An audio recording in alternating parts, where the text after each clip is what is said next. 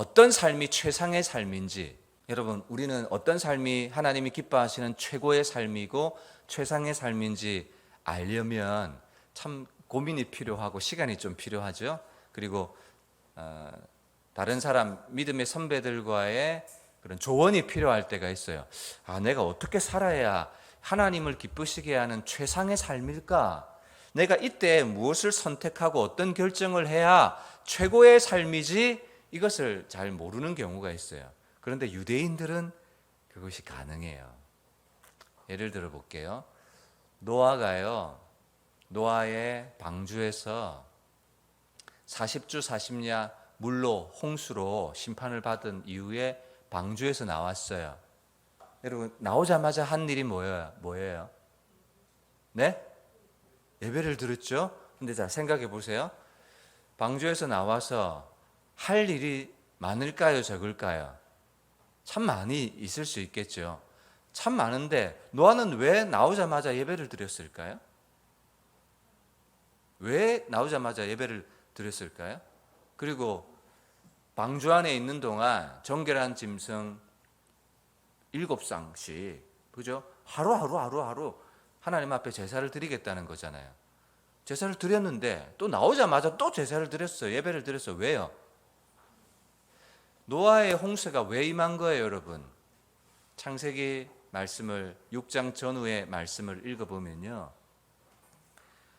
하나님의 아들들이 사람의 딸들의 아름다움을 보고 막 결혼하고 시집자고 장가가고 그랬어요. 그러니까 하나님의 백성들 셋의 우선들은 어떻게 살아야 되느냐면 하나님을 예배하고 하나님을 인정하고, 그죠? 그렇게 살아가야 돼요. 가인의 우선들과는 삶의 방식이 달라요. 가인의 우선들은 능력을 가지고 문화를 발전시키고 악기를 연주하고, 그죠? 그래서 악기의 조상, 문화의 조상, 이런 사람들이 가인의 우선으로 나왔어요. 그러나 셋의 우선들은요, 어딜 가서든 여호와의 이름을 부르고 예배를 드리고 하나님과 동행하는 삶을 살았어요.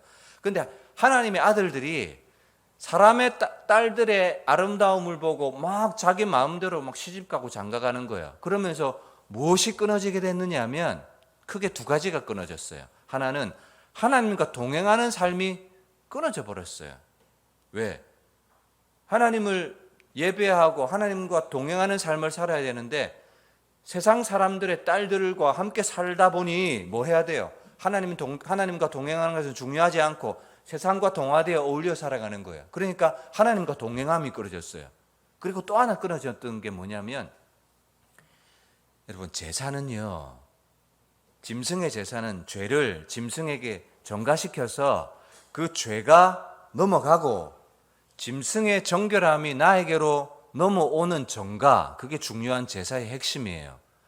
그런데 예배가 끊어지니까 뭐가 없어졌어요? 죄가 넘어갈 때가 있어요, 없어요? 죄가 넘어갈 때가 있어요, 없어요? 죄가 넘어갈 때가 없는 거예요. 그러니까 여러분 성경 꼭 읽어보세요. 사람의 죄가 차고 넘치는 거예요. 세상의 관영함을 보시는 거예요. 왜 차고 넘쳐요? 계속 죄가. 여러분 죄는요 계속 쌓이는 거예요. 그리고 일정 기간 되면 하나님이 후르르 심판하시는 거예요. 죄가 넘어가야 되는데 예배가 끊어지고 제사가 끊어지니까 죄가 해결될 때가 없는 거예요. 그래서 노아의 홍수 심판이 와르르 임해버리던 거죠. 그래서 노아는 뭘 알았느냐 하면, 예배를 통해서 죄가 넘어가고 죄가 해결될 수 있는 것이 얼마나, 이게 뭐예요? 최상의 삶, 최고의 삶, 이것이 하나님의 뜻이라는 것을 노아는 안 거예요. 이것이 뭐예요? 유대인의 하나님 선민의 타고난 축복이죠. 그죠? 그걸 아는 거. 지금 이 세상이 물로 홍수로 심판받았던 이유는 이 세상의 죄가 짐승에게 전가되어서 죄가 해결이 돼야 돼.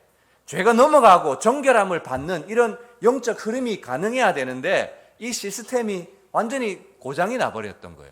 동행이 끊어지고 예배가 끊어지니까 죄가 넘어갈 곳이 없고 죄가 계속 쌓이고 쌓이니 하나님이 물로 세상을 쓸어버리셨던 거예요. 그래서 노아가 방주 안에서도 뭐 했어요? 죄를 넘겨보내고 흘려보내고 짐승의 정결함을 가지고 그래서 방주에 나오자마자 하나님이 기뻐하시는 최상의 삶이 무엇인지, 최고의 삶이 뭔지, 노아의 가족들로 인해서 하나님이 기뻐하시는 뜻이 무엇인지를 노아는 분명히 알았던 거예요. 그래서 뭐 했어요? 제사를, 하나님 앞에 예배를 회복하며 제사를 드린 거예요. 그러니까 하나님이 9장에 뭐라고 말씀하시며 시작한 줄 아세요?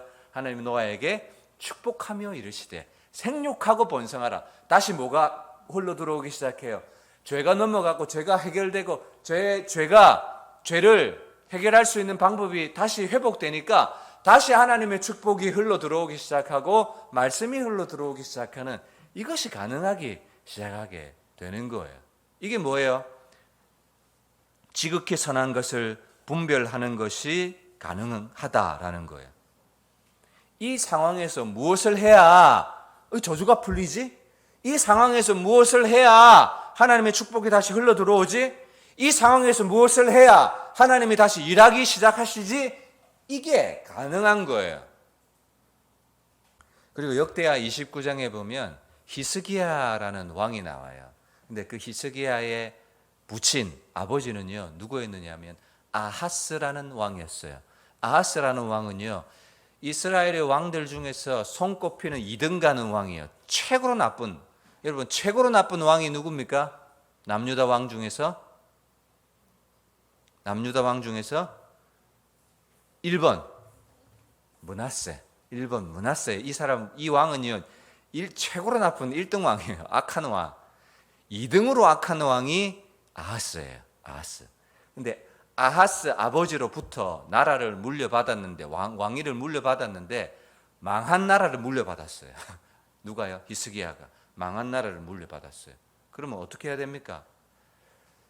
내가 망한 나라를 물려받았지만 어떻게 해야 최상의 삶이고 이 나라를 향한 하나님의 최고의 뜻인지를 이 왕이 알고 분간을 하고 분별을 해야 되잖아요. 히스기야는 이것이 있었어요. 노아처럼. 그래서 왕이 되자마자 뭐 했냐면 성전 문부터 활짝 열어제꼈어요. 왜냐하면 아버지 아하스가 바알을 섬긴다고 성전 문을 닫아버렸어요. 제사를 다 패버렸어요. 분향단을 다 패버렸어요. 예배하는 모든 절기들을 다 없애버렸어요. 아하스가 왕이 딱 되자마자 성전 문부터 열고 예배를 회복하고 절기를 회복하고 분향단의 분향을 다시 세우고 하나님 앞에 올려드리고 이걸 시작했다고요. 그러니까 망한 나라를 물려받았음에도 하나님 중심으로 나라를 딱 회복하니까 그 당대에 열방 가운데 소문이 나기 시작해요. 이게 뭐예요? 지극히 선한 것을 분별할 줄 아는 유대인의 하나님이 주신 특별한 혜택이라고 할 수 있죠. 왜냐하면 날 때부터 율법 교육을 받고 날 때부터 말씀 암송하고 모세오경 외우고 하니까 이 상황이 되면 이런 말씀이 생각이 나고, 여러분 저는 노아도요, 히스기야도 이 상황에서 뭘 해야 되는가, 이걸 자연스럽게 말씀 교육을 통해서 자연스럽게 다다다 이거다 하면서 쫙 드러나게 되는 이 하나님의 은혜라고 생각해요. 저는 이 삶이요, 우리 자녀들에게 저는 가르쳐 줘야 된다고 생각해요. 말씀을 읽게 하고 말씀을 묵상하게 하고 큐티하게 하고, 그죠? 암송하게 하면서 위기를 만나요. 그럼 이 말씀이 생각이 나. 우리 아버지가 위기 때는 이런 하나님을 찾으라고 하셨지. 그래서 자연스럽게 그 상황에 최고의 삶이 따단하고 드러나게 되는, 이것이 노아도 히스기야 삶 가운데도 있었던. 그럼에도 불구하고 이 유대인들은요, 정죄를 받고 하나님의 심판 아래 너희도 포함이 된다, 너희도 들어올 수밖에 없다, 이런 논리를 가지고 가르쳐 줍니다. 그 이유가 뭐예요? 이런 혜택, 수많은 장점을 가지고 있긴 하지만 너 자신한테는 왜 적용 안 하냐? 왜 너는 안 살고 너는 왜 순종 안 하냐? 너는 왜 하나님의 행위대로 율법의 기준대로 네가 살았냐 안 살았냐를 하나님이 기준으로 보시는데 너는 왜 안 사냐? 너는 왜 순종 안 하냐? 그거죠?